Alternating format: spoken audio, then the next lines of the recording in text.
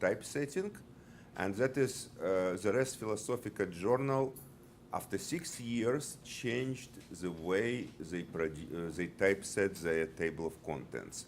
For those who don't know, Res Philosophica is a very interesting journal about philosophy, with a lot of Catholic inspired philosophy. So for many people here, it might be interesting. And for many years, I have been I have consulted them on typesetting, and they had a very strange way to typeset their table of contents, and it was so strange that I even wrote a paper 6 years ago how they do it and how they put leaders in their table of contents. I wrote a paper about for tugboat. And now in 6 years they said, you know what, traditional leaders are better. Could you switch then? And I said I would be absolutely happy to do it. On the other way, it means that a huge chunk of code I wrote for them and spent a lot of time doing, a huge chunk of code is now obsolete. So as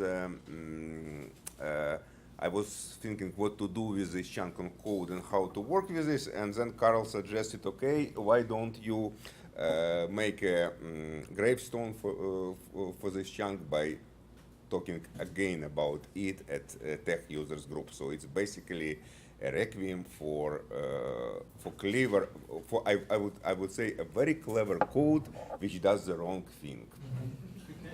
Okay, so.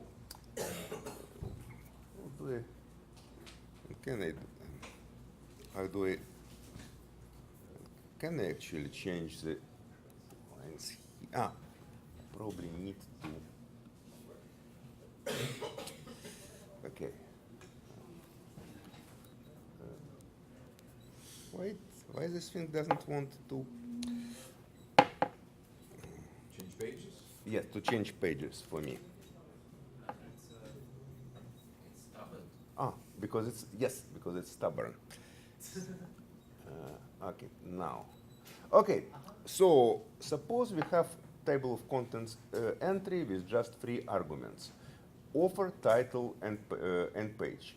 And I have this very simple article entry interface which has 3 arguments: authors, title, which could be very long, and the page number, which is here. And you want to typeset. And here is how would you do this in traditional LaTeX way, and this is how it is done now. You basically use very interesting and clever dotted talk line from the LaTeX kernel, which takes the arguments, and arguments would be the title of a paper. It would be page for this title, and it would typeset them and put leaders after the last line to the page number. And you have a lot of entries like this, and you will get from each of them, you will stack them, and you will have a nicely typeset table of contents. Unfortunately, it was not what they wanted. And initially they said, no, if we have several lines of article title, we want the leaders to start at the first line of the multi-line title. I don't know why. They said, well, it's better for the users to see numbers aligned with the first line or something like this, but since they wanted it, my job is not a job of a designer, my job is implementing this. And say, okay, I will implement this for you. But then I thought, how could I do this? And I have spent some time thinking, how can I do this? Because I don't know if I have a title, I don't know what is the first line and what's the last line. I spent some time thinking about it. Then I opened the book, which I always open when nothing goes right. This is TeX by example by Victor Edge. How to pronounce Victor's name? I never was able to do it. And then I say this. So, yes, suppose I typeset title in a box. So I have a vertical box, each line is a horizontal box. And now after I did, I know which line is the first line because it's the first line in my, the first box in my vertical box. It's the first horizontal box in my vertical box. Then what I do, I will split this vertical box. So I will take last line and last box and move into new box, then the previous, and so on, until I find the first line, the first box in my stack of boxes. And now I know which is my first line because I just came to this. So now I break this vertical box, add leaders, and I get it right. So here was the idea. Yeah, here is the result I want. And again, it's ugly, but that's how it works. Okay, the code. In the code, we first define several boxes. We find a box where we initially put the title. We got result box where, with the end, and we need a couple of boxes to juggle our lines of title from one to another. So, like in Tower of Hanoi, you need a couple of intermediate sticks to put your things around. Okay, so we split our article entry macro into three. We define article page, we typeset article title, and we basically, there is nothing difficult in typesetting offers, we just make them in italic and put them at the end. Okay, now the code for typesetting the article title. First, we put everything in the trial box. So we say that we have a box with a width which we choose in our style thing, and we put everything there. So after we finish this, we have this trial box with a title, probably multi-line typeset as a horizontal box, horizontal box, horizontal box, and okay. Now we defined how do we split this box back, and the standard TeX way of doing it, which is not like anything in any other language, is recursion. So we define a macro which eats the last line, and the end of this macro we call it again. And this is, I always say that when I start programming TeX, I need to spend a couple of hours trying to imagine I'm Donald Knuth, and I think like Donald Knuth, because thinking on the, in this way is not natural, at least for me. Okay, so I put, there is a nice TeX last box comment which splits the last box from the previous box. I put it there, and then I look whether it's void. If it's void, it means that I actually finished my processing. But the thing is that when that it means that I finished it one step before current step. Because if I hit void box, it means that I already processed the first line. I need to return. So if I hit it, then I define my result box as what was there with the result box plus my previous box, which I found on the previous step, and that's basically all. This is long line of text I do. If the last line is not empty, it means I did not hit the last line, and it means that I need to repeat this. So what I do? Okay, this is a technical code which, the problem is that LaTeX adds a lot of skips, penalties, and so on, which I don't need, so I need to strip everything here. And then I put what was in my previous box I put in the result. What is my current box I put in the previous box. and then I call the same macro again. So it's a recursive macro which looks at the last line, and if there is a last line, it does this Hanoi Tower trick again. Okay, so it's very simple. It's very nice, and here is, let me remind you, here is the result.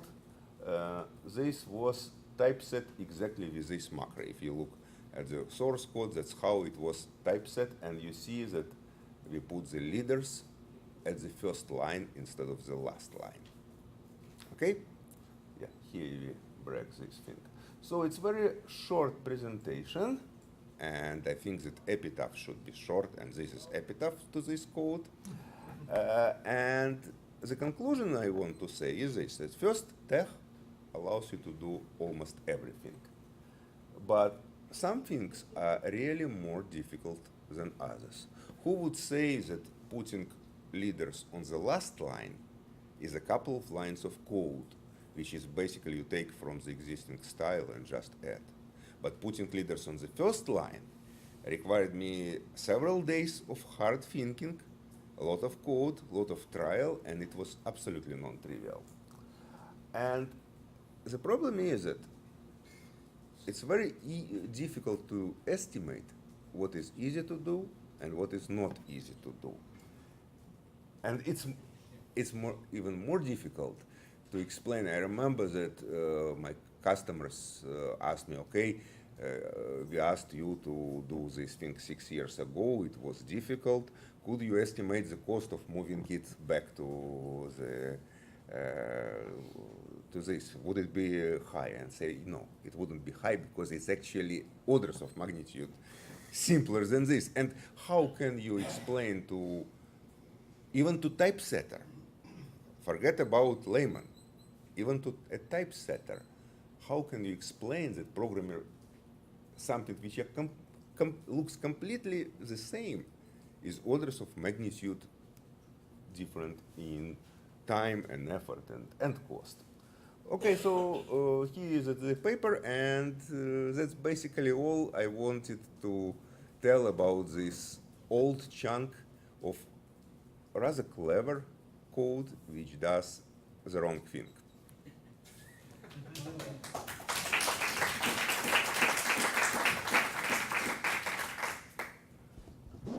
Questions? Yeah.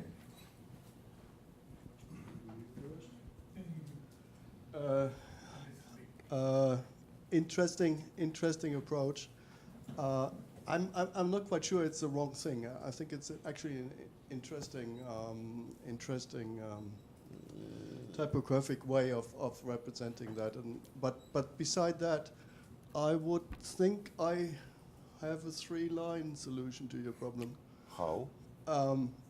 Just sort of off the shelf. I haven't tried that thinking completely through, but if you take your text from the title, you stick it into a VBox like you do.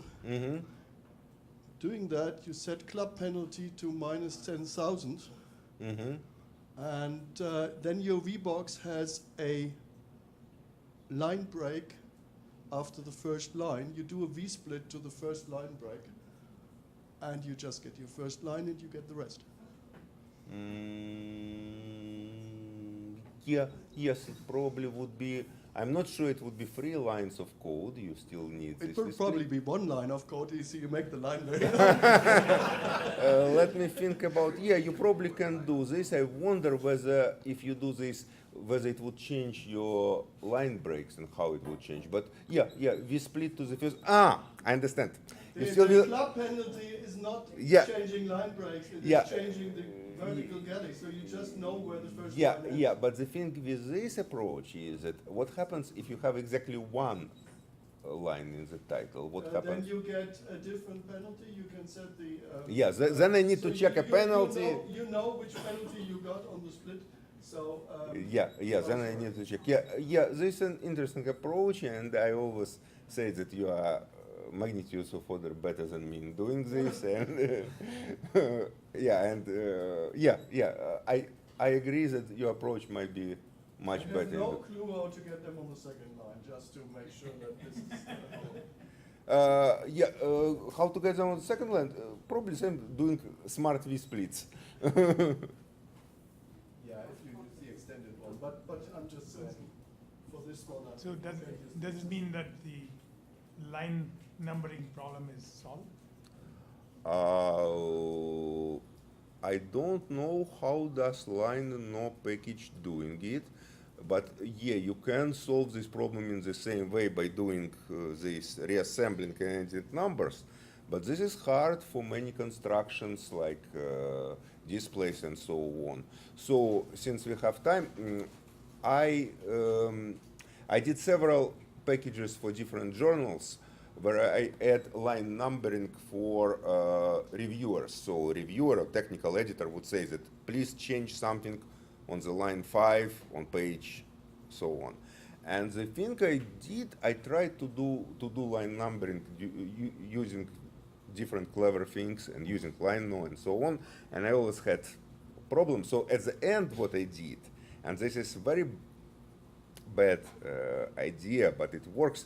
I just put numbers evenly split across the page and just say that, okay, if your line is between number 2 and 5, it's enough for the editor to explain to the author where it is. And I got a lot of people asking me why your lines in the manuscript are not aligned with the numbers there. And I always ask them, because line numbering problem is hard and I don't want to solve it. So sorry for this long-winded answer, but the basic answer to your question is no, it's not solved because you don't have just text. You have a lot of stuff in your boxes, and making line numbering in such a way that this fragile stuff is still there and links are there and lots of things are there is so hard that it's better not to solve it than to solve it. I mean, About the 2 columns? yeah. Does this work for these 2 columns? In two multi-column package. you mean This idea. you mean numbering lines in multi-columns? No, let's say this title comes in.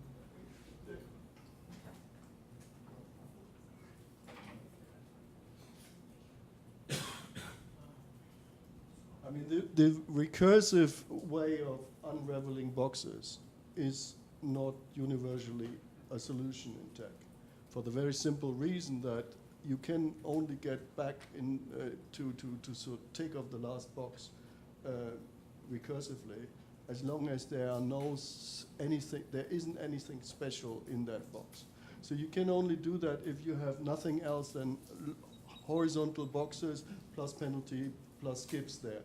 So in other words, that would already fail if some editor decides to put color in the titles. Yeah. Because then you get specials, because color is not a native concept to TeX, so it's done by what's it stop that kind of process. My solution would actually work for that case. Probably. So that is, because it is just using the standard TeX, the split is not affected by that. Yeah, Frank, yes, but I would just add that in this case, the article titles were created by another package, which I also offered. So I exactly knew what was there. Yeah, as long as the stuff is there. All I was saying here is that the recursive stuff works only if you know what's in the box and what is not. If certain things appear in your text, you cannot Yeah, absolutely. break it apart. In TeX, you can break it apart in lower TeX. Yeah, lower tech probably would allow you to do this. Any more questions? No? Thank you. So thank you, Boris.